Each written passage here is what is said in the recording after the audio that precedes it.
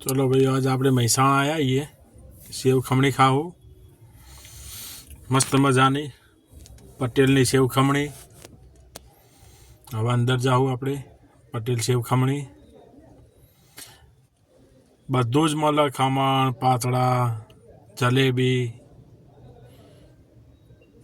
पण आनी प्रख्यात सेव खमणी है।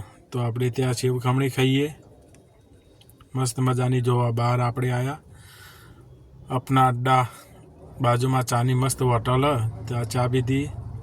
जो अपने बहार आया